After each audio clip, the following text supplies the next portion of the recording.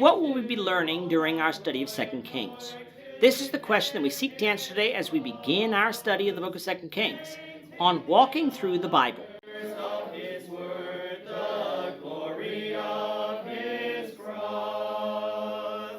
In today's lesson, we remain in the Old Testament and begin the 17th study of our walk through the Bible, a study of the book of 2 Kings. All told, it will take us 71 lessons to cover this book, with the teaching of each lesson being between 5 to 8 minutes in length. We hope you'll join us for each lesson of this study. 2 Kings is the 12th book of the Old Testament and the 7th book of the 12 Old Testament books that primarily give us the national history of Israel.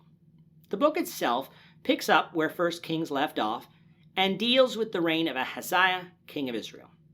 The first part of this book continues to cover the period of the divided kingdom, dealing with both the kings of Israel and Judah until the captivity by the Assyrians of the northern nation of Israel in chapter 17. Following that, the book covers the history of the kings of Judah exclusively all the way to the southern nation's captivity by Babylon in chapter 25 and a tiny bit of the aftermath from the captivity. Because of this focus on the kings of Israel and Judah, that is why the book is called 2 Kings, although originally it was simply called the Book of Kings with no separation between the books. The Septuagint is what divided the books into two, most likely for ease of reading, as these two books are quite long together, and so this division has remained today, even though we have bound all of the books together in what we call the Old Testament.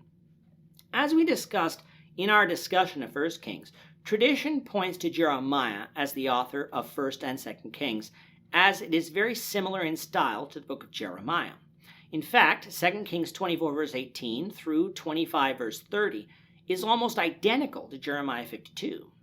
But even with this being true, it appears unlikely that the events recorded at the end of the book concerning the release of Jehoiachin from prison in Babylon could have been written by Jeremiah, as he was unlikely to have been alive at this point.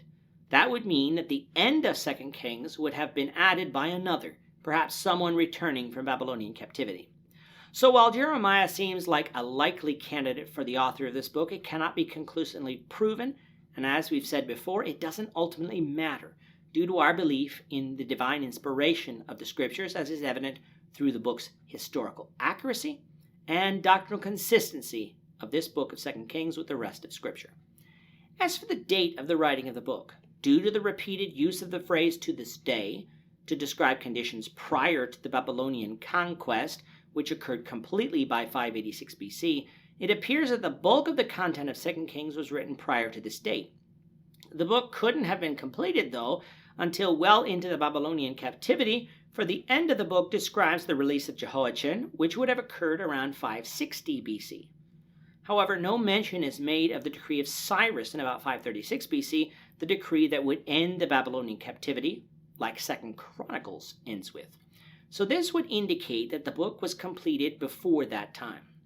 If Jeremiah is the author of most of the book, that would place the upper end of the writing no earlier than 630 BC, and the end no later than about 540 BC, a period of 90 years. Again, this is speculative and shouldn't be taken as gospel, since the one who penned the book cannot be definitively proven. So with all this being said, why study the book of 2 Kings? Well, first of all, this book is giving us the history of the significant acts of the kings of Israel and Judah in relation to God's plan and covenant. As we come into the dates covered in this book, we're going to begin to see the kings mentioned in 2 Kings also mentioned in secular records of the neighboring nations, as well as some of these events.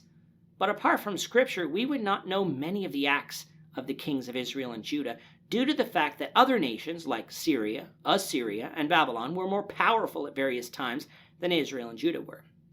2 Kings gives us the history of Israel up to the Assyrian captivity in about 722 BC, as well as the history of Judah up to the Babylonian captivity almost a century and a half later. Through it all, though, we see how God works in the affairs of men in order to accomplish his purpose. Israel was taken off into captivity by the Assyrians because of the sin of idolatry, just as God told them would happen back in the book of Deuteronomy. Judah was taken off into captivity by Babylon for the same reason, again, fulfilling God's warnings spoken by Moses. Yet even though Judah was being punished, God didn't abandon his promise of the Messiah coming through the seed of David. He protected that line throughout the captivity, as we will see in the book of Ezra. He even protected that line over 2 centuries earlier, when the house of David was barely preserved, when Joash was hidden from the murderous Athaliah, who desired to destroy the house of David and take the throne for herself. God's promise of the Messiah coming through David was an ironclad promise, one that God made sure would come to pass, no matter what mankind did. But along with the history of the kings, though, many of the prophets of the Old Testament prophesied during the periods covered by 2 Kings.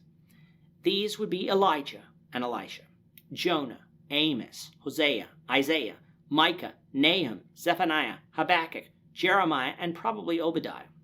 When we study the minor prophets as well as Isaiah and Jeremiah, we would do well to have the events of 2 Kings in mind, for what is prophesied there will be in this context.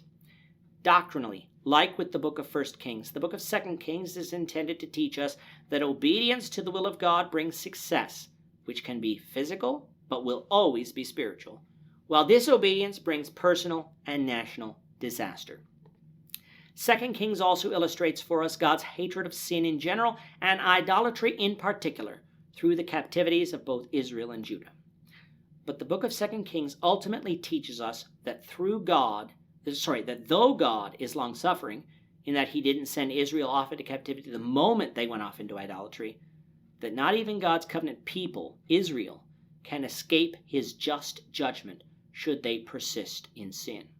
For us today, God has shown himself to be long-suffering in that he hasn't sent Jesus back to judge this earth in spite of sin. He hasn't even immediately condemned Christians to hell for all eternity the moment they go off into sin. But let's not mistake God's long-suffering for a God who doesn't care about sin. For one day Jesus will return to judge this evil world, and not even his covenant people, Christians, will escape the judgment of God should we persist and walk in sin.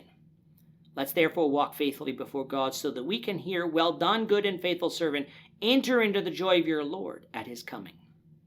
Overall, then, this will be an interesting study, one that I hope you'll join us for. With that, our time is up for today. The Lord willing, we hope you'll join us for tomorrow's discussion of 2 Kings chapter 1, verses 1 to 9, as we continue our walk through the Bible, one verse at a time.